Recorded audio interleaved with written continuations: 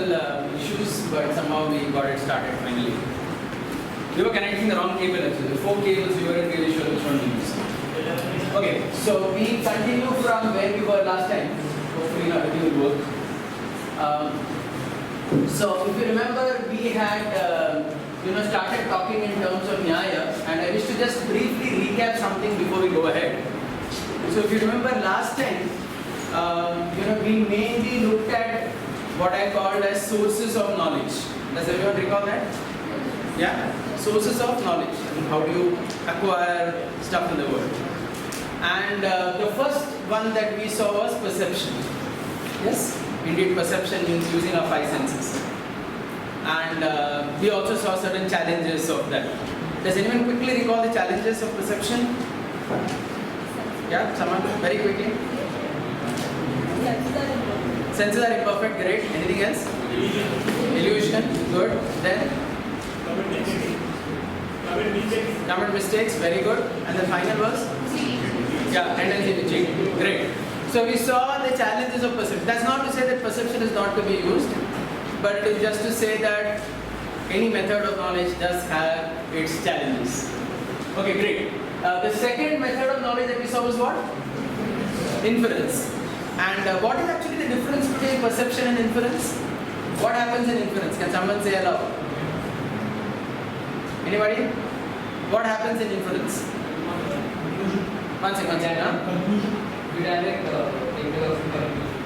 We take conclusion. So the thing is, what I want to ask is, in inference, is there any perception or there is no perception? Yes. There is a perception. Okay, but we directly take the conclusion. Yeah, just like we took an example, there is fire on the hill because we see the smoke. So you are not seeing fire. If you see fire and you have to say that there is fire on the hill, then that is what? That is perception. You see the fire. But the problem here is you don't see fire. But still you want to conclude that there is fire. So on what basis do you conclude? Seeing the smoke. And then we saw that whole thing. Do you remember the 3 terms? What were the 3 terms that we used? Major, minor and middle. Yeah? So the proposition that is made, like saying there is fire on the hill, that connects which 2 terms? The major term was what in that? Fire. And the minor term was hill, because it didn't matter. And the middle term was smoke. Okay, so the proposition connects the major and the minor, whereas the reason connects the middle and the minor.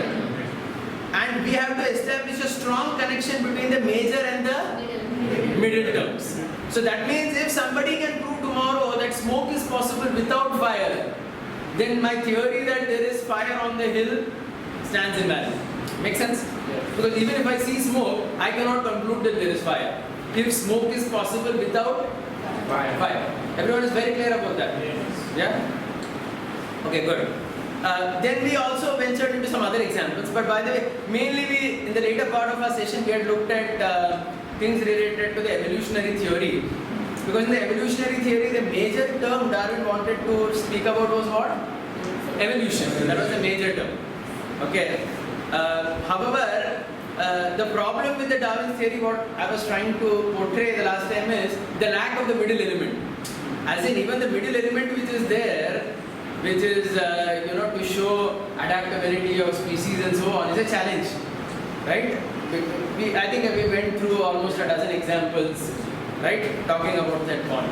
So actually, in today's world, you do see survival of fittest, but it is survival of fittest in the same species. Just to give you a quick example, like suppose you have mosquitoes in some particular area and you spray a DDT on it. Okay, so it is seen that the next year, the next version of mosquitoes that come, they become resistant to that particular chemical. So you either need to change the chemical or increase the dosage or something, right? Just like in our body, sometimes there is some bacteria. Let us say you take some painkiller or some kind of medicine. After some time, what happens? That bacteria becomes resistant to that drug that we are taking, and then doctor has to increase the dose, right? In that context, you do see survival for the fittest. So it's not that the principle of survival for the fittest is completely off track. That means a particular species learns to fight against some particular virus and becomes strong. Just like, for example, what is vaccination that all of us take? Vaccination is nothing but that same virus is given in a very small quantity, right? You take a chickenpox vaccination, means you're taking actually that only, but in a very small quantity, in such a way that your body learns to resist it. And so later when you grow up and you get actually chickenpox or you're about to be attacked by that virus, your body has learned to deal with it. In that sense there is survival, but please note in all these examples, what is the difference between all these examples and what Darwin is trying to do? Species. Can anybody tell me? Yeah? The species are different. Yes, in Darwin's case the species is changing. Here the species is the same, right? I have taken a virus of chickenpox through vaccination and I only fight against it. It's not that I become something else. The mosquito is still the mosquito and the bacteria is still the bacteria. It's a very important point to remember. Okay, so I think we looked at that. So basically what are we doing in this course? We are looking at the 6 systems of Indian philosophy. And as I had told you right in the beginning, we are going to basically critique various theories that we have learned through the eyes of this philosophy. So that I'm doing it especially so that this philosophy that we are talking here, it starts connecting to you. That means you understand what is the validity of some body of knowledge. Is that okay? Any quick question based on what we did last time? Did you have any question after going back home or looking at the slides in case you did so? Anybody has any quick question to ask before I go ahead? Okay, fine. So feel free to ask something at times. Okay, so that I also understand whether you all are understanding the course and so on. Great. So we are now moving over to the next method of knowledge, which is called as verbal testimony. Okay, so verbal testimony means what? Hearing from someone. I think last time I already gave an example of it. What was the example that we spoke of last time? Internet, yeah, right. You want to buy something, you check it out on Google. Whether it is, what is the review of that product, right? Anything that we buy. It's basically verbal testimony. We don't rely on the company also so much actually. Because every company will go gaga about their product. But we wish to see third party people who used it. What is their feedback, right? I mean, you joined this college, I'm sure you asked somebody who was running in VIT, how good was that or whatever, something you asked them. Hopefully you did that, okay? But in any case, the point is everybody goes by verbal testimony. Though it doesn't seem very scientific, right? I mean, you understand what I'm saying? That means verbal testimony, it looks as if like a quote-unquote blind faith. That means you're just relying on somebody's opinion. It looks like that. But the fact of the matter is that for so many important decisions in our life, practically, they actually rely on verbal testimony. Even today, we're all relying on verbal testimony. Okay, so now let's analyze this. So obviously this method, does it have any pitfalls? Like the other 2 methods? Like this method had a pitfall, right? Yeah. What was the pitfall here mainly? The human defects. The human defects were the pitfall here. What was the pitfall here? The lack of connection between the major and the middle term. Right? That's a pitfall. I come to a wrong inference. I think if you remember, we came up with some weird kind of perceptions also.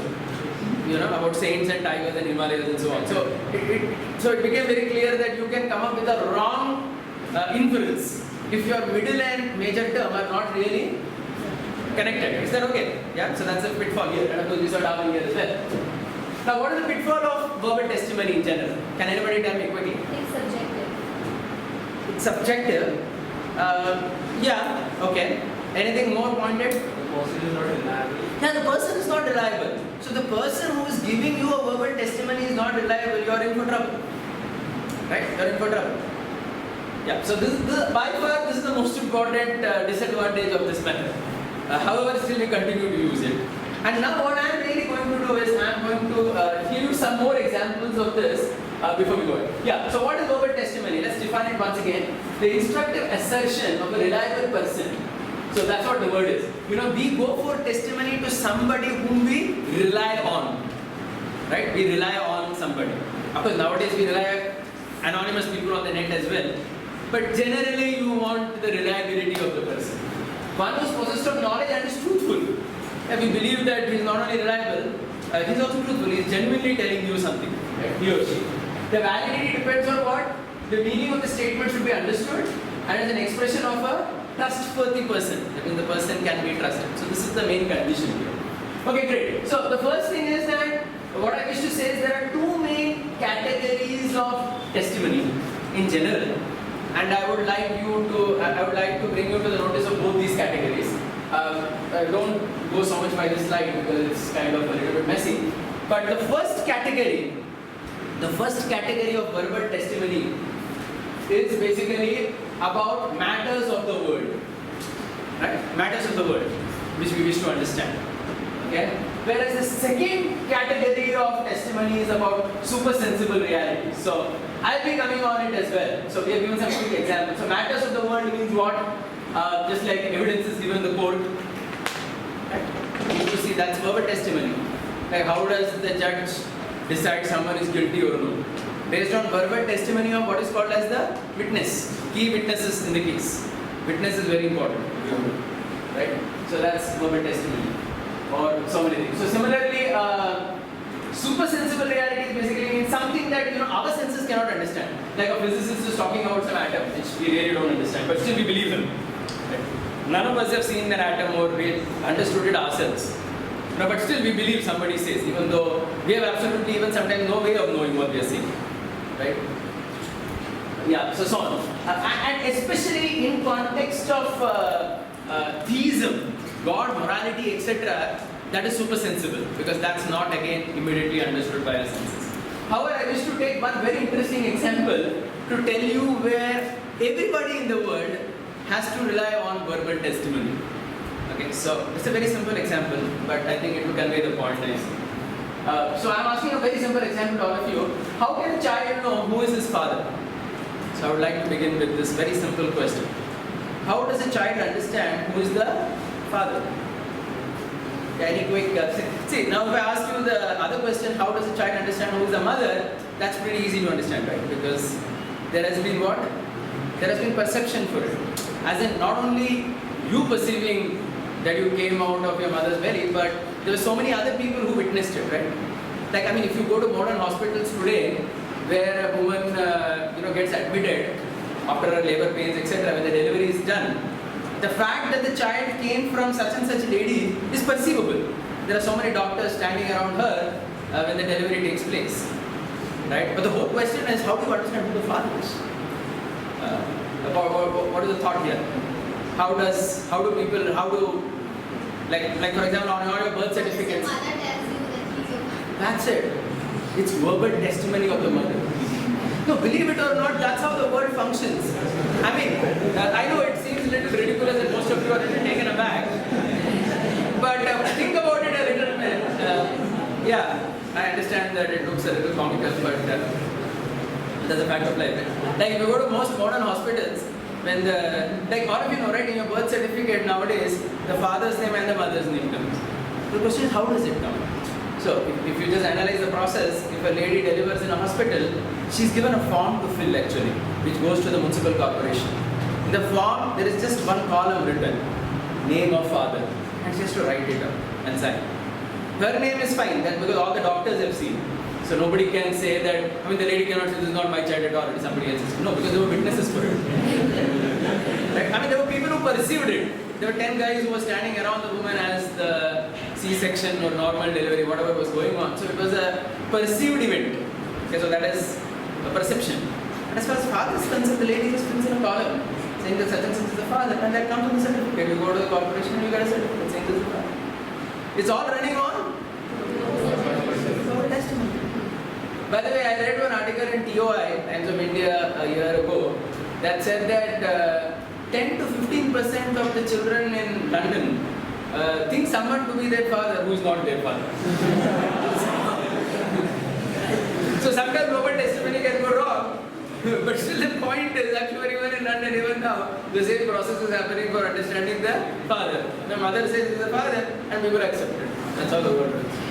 Interesting though. Okay? Because the reason is, I mean, we have some technology, right?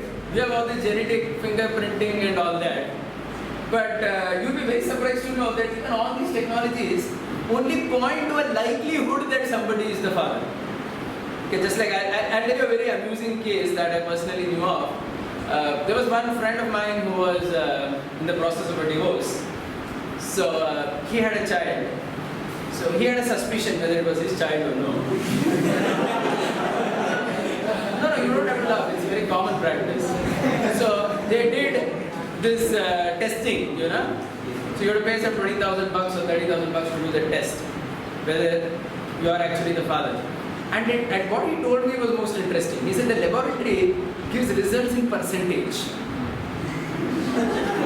Yeah, and if it is more than 50% matching the parameters, then the conclusion is most likely you are only the father. So basically, in his case, it was something like 59% match with the child. So they said if it's more than 50, mostly you are only the father. So the whole point is, even in such a situation, ultimately, the mother's testimony stands really important. Besides your technology, to understand who their father is. Is that okay? Yeah.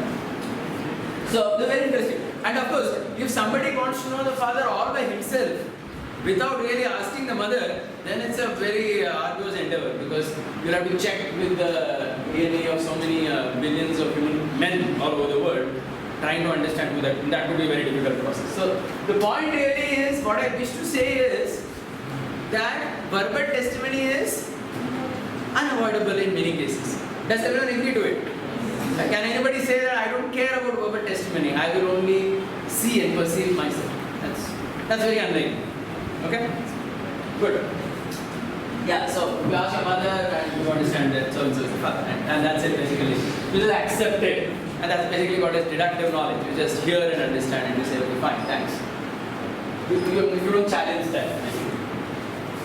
Okay, so now I'll tell you why we have taken this particular topic up, why I started with verbal testimony.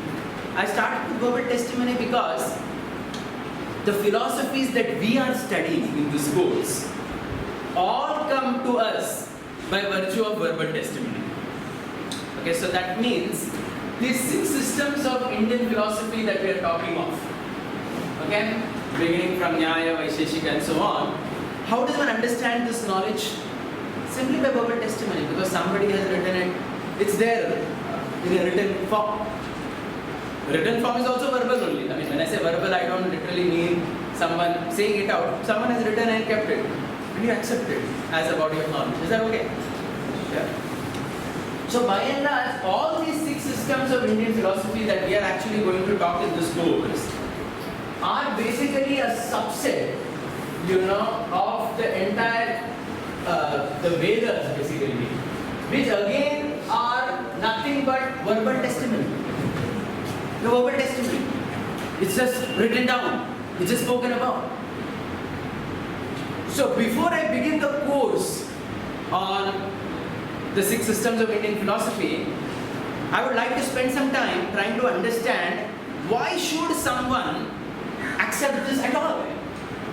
Because that's a good question, right? I mean, somebody may say, why should I study some system of philosophy which is part of some so-called Vedic system to which I have really no connection?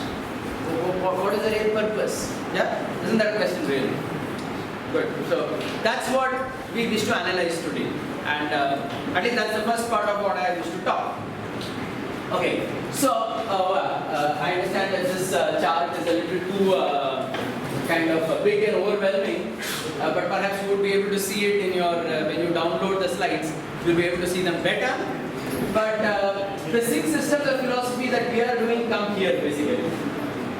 These 6 systems, and this is what basically we are doing, it is basically called 6 darshan or shad darshan. And this is part of what is called as smriti. And there are these 2 sections called shruti and smriti in a general Vedic domain. So the whole question is, all this is coming to us by verbal testimony, and we are going to see a little bit as to why should one hear this at all. That's what I wish to do now. Okay, so basically in today's session I want to focus on this particular point. So I begin by saying that most of the statements in these Vedic texts come to us in the form of what is called as axiomatic truths. I wonder you know what axiomatic truth means. Does anyone know what is an axiomatic truth? What is an axiom? By the way, I wish to tell you that you have studied so many axioms in your life. It is delivered from a truth. It is delivered from a truth. undeniable. a self-evident fact. Very good. That's the point. I was looking for that. It's a self-evident theory that requires no proof. You understood? Nobody gives a proof for an axiom. Let's see some quick examples of axioms that you already know. A point. A point has no dimension. We begin with the definition of a point, right? And then you say a line is a set of points. A line has a dimension. Now if you say that how come a set of points has a dimension but one point has no dimension? Because the first point has no dimension, the second has no dimension and so on. How do these non-dimensional entities give a dimension? Well, you can't go to that. Is that okay? Or for example, imaginary number. Root of square root of -1 is an axiom. I is equal to root of, what does it mean physically? Right? I mean in terms of mathematics, what does that actually mean in reality? Root of -1 means what?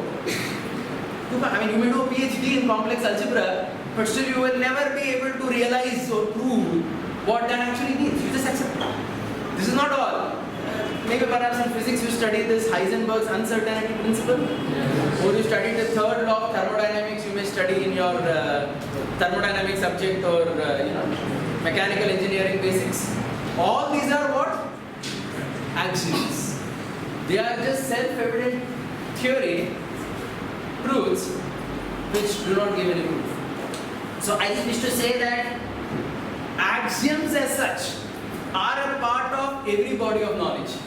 It's not limited to the Vedic domain. However, the Vedas do have axioms. Now what I wish to do right now is, in order to, in fact for the next 1 hour or so, what we are actually going to do is see various truths or various statements or various facts which are spoken in, by and large in different Vedic literature in different contexts, which the scientific man has understood several generations later. I wish to point out some such facts today for some time. So, hold on. Yeah, so basically we start with some very simple thing, by the way. We start with something as insignificant as cow dung, because it looks certainly something which is the most insignificant.